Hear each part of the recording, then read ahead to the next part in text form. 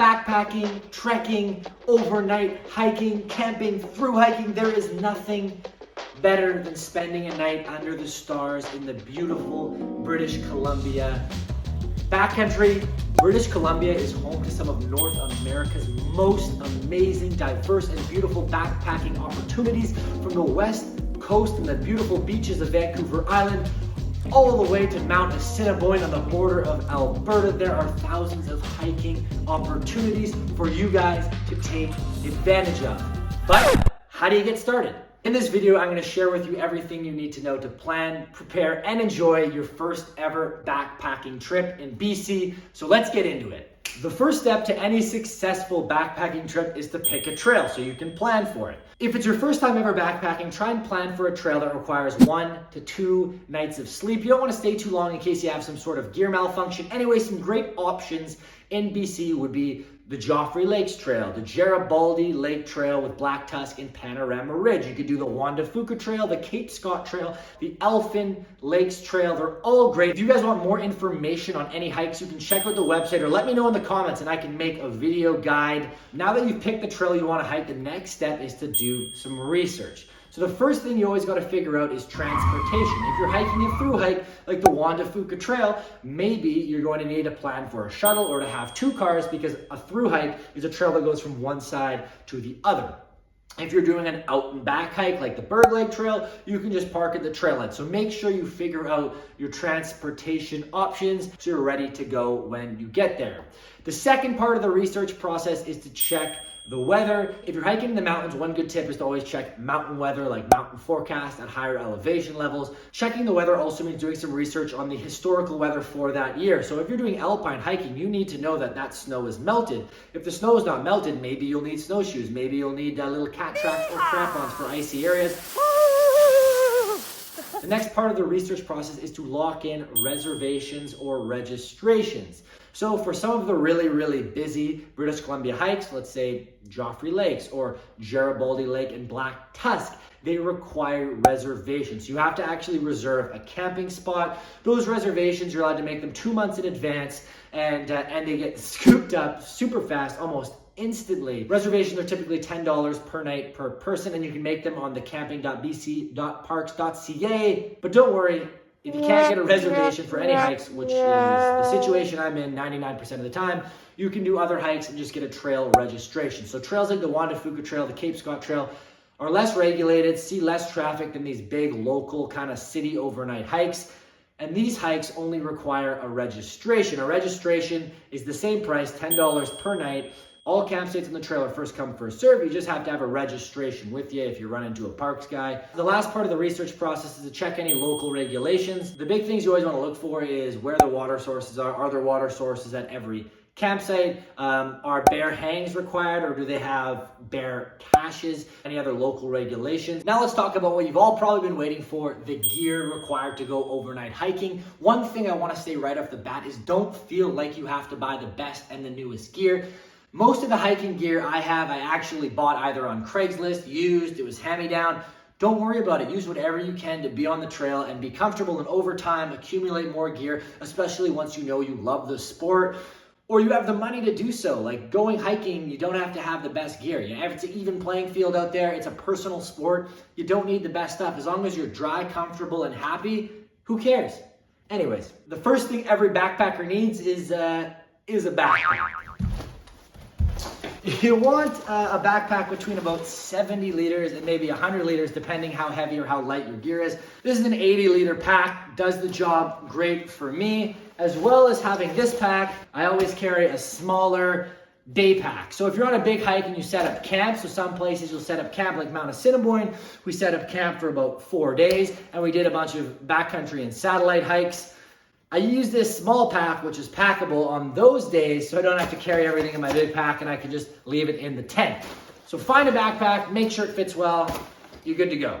The next thing you're always gonna wanna have with you is safety gear. I always carry a survival kit. If you wanna learn more about what I keep in this beautiful Ziploc here for survival stuff, I've got a post on it in the Rise and Alpine website, and I always carry a Spot satellite messenger. So these are two things that I always have with me when I'm hiking. Next, let's look at my sleeping setup. Your sleeping setup is super important while you're hiking because having good sleeps is integral to resting your legs so you can smash it the next day. The first thing you're gonna wanna make sure you have is a decent tent. Don't get too fussed about getting a super expensive tent. All of last year, we hiked all the way from the Yukon all the way back to Vancouver Island, and all we were using was an old 90s outbound tent, and it did the trick just fine, but we have upgraded since to a Stormbreak 2. I think this was like about 200 bucks or something. Very solid tent. For a sleeping pad and sleeping bag, we've got a Climate Double V. So this is actually an inflatable double mattress, and these Mountain Warehouse Summit 300 sleeping bags zip together. So it's pretty much like a full bed setup in our tent. If you're on coastal hikes where things can be pretty wet, pretty damp, always bring along a tarp to put over your tent or your cooking area or whatever. You're not gonna regret it. Bring a tarp, bring some rope. I always carry along paracord, and this is actually a tent footprint that I bought from Mech. It was on sale for like $3 and works perfect as a tarp. Does the job. But bring a tarp along, it's always useful. Cooking gear. So I either use my MSR Dragonfly stove or I use a Pocket Rocket stove. A Pocket Rocket is what I'd recommend for anyone starting out. Twist onto one of these canisters here. It's super small, super light. You light it up, you're cooking food. I'd recommend this. It's the cheapest option when you're starting out. You see a large majority of people on the trail using these Pocket Rockets. And if you have a stove, the next thing you need is a cooking set. So I've got this MSR cooking set. I really like it. Everything folds into it. You got bowls, you got cups. You see, you got it all.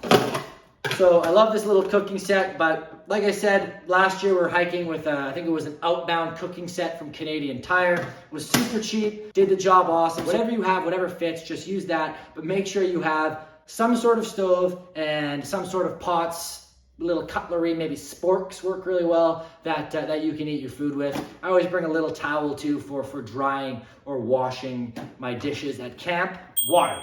On the trail, you're going to need to filter water from a water source. Even if a river looks super clean, it's still always good to run it through a filter to make sure there aren't any bacteria or viruses in there that can make you sick. I've got the old school pump here. You pump the water with this thing into your water bottle or into your water bag, and that's it. You have clean, fresh drinking water on the trail.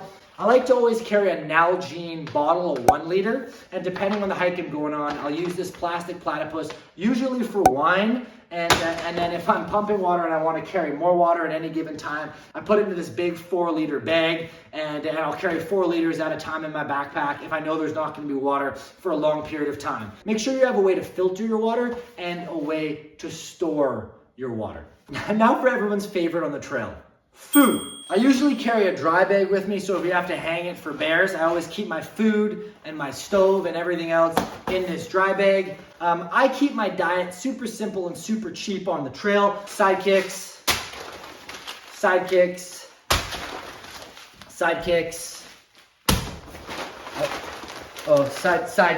honey garlic sidekicks, teriyaki sidekicks, chicken noodle sidekicks. For hiking food, I keep it very simple and I plan it day by day. Usually coffee for breakfast, some sort of jerky or nuts or a protein bar for lunch, and then sidekicks for dinner. That's usually what I roll with because sidekicks are the best. Keep your food simple and keep it light. The first time everyone goes hiking, they always pack way too much food. Keep it light. Choose dense caloric food so you can carry less weight and have more food. Navigation. Always carry a map. It's important to have a map because you want to know where you're going. If you have a GPS navigator, that's great as well. Just make sure it's charged. Carry a map. It's as simple as that. Learn how to read it. Hiking boots, one of the most important pieces of equipment. Hiking boots, trail runners, whatever feels comfortable on your feet and has that extra support and grip. I like using a regular hiking boot like the Merrell Moab 2. It's a bit more thick, it's a bit more sturdy, so when the weight's on my back, it feels better. And then for day hikes, I run with a trail runner. I use the Merrell Moab 2 Speed, which is like a Gore-Tex kind of high top trail running shoe. It's all personal preference when it comes to hiking boots. Also, I always run hiking poles. I know a lot of people don't use poles, and some people even make fun of the people who use poles, but I use them all the time for all hikes. I find they take a lot of strain off my knees, and I actually find it fun using hiking poles. Like I find it gives me a rhythm and helps pass time sometimes quicker, helps spread bushes, helps hit away branches, hit away like those silkworms, spider webs. I like hiking poles. I always use them. Last thing you're gonna find in my backpack is the Poo Pack. So If I gotta go poo, which happens, I've got a spade. I've always got toilet paper, and I've got a baby hand sanitizer. So I keep that in a Ziploc bag, and I always have it with my backpacking gear in case I need to go on a bathroom break and there are no outhouses on the trail. I've talked about all the hiking specific gear that I'm carrying, but what am I gonna be wearing? What clothes am I gonna be carrying? Well, I'll show you. Hey, there we go, that's more like it. I always wear a hat, protect myself from the sun, protect myself from ticks, bugs, whatever else. Sometimes I wear a short sleeve, sometimes I wear a long sleeve. If it's really buggy, I prefer wearing a long sleeve just so I don't get nipped at all the time. I wear a pair of shorts and I wear some nice wool socks. Wool socks are the best, so just something comfortable, something athletic that you can walk all day in and sweat in. When it comes to extra clothing, I'm always carrying a couple things. I keep it really light. I hike all the time. Even if I'm doing like a 4-day hike, I'll be wearing the exact same shirt. I usually don't even bring an extra shirt, so I have one shirt. I usually bring 2 pairs of underwear. I bring 1 or maybe a second pair of shorts if I know I'm gonna be swimming on a day-to-day basis. I'll always bring a full set of rain gear, so I got a rain jacket and rain pants. For me, these are useful when it's just raining and you're at camp or you're hiking in the rain, trying to stay dry. I also use them if the bugs are really, really bad. I just wear my full rain gear. Also, if the bugs are super bad, I always have a bug net. Super easy to just throw over your head like this.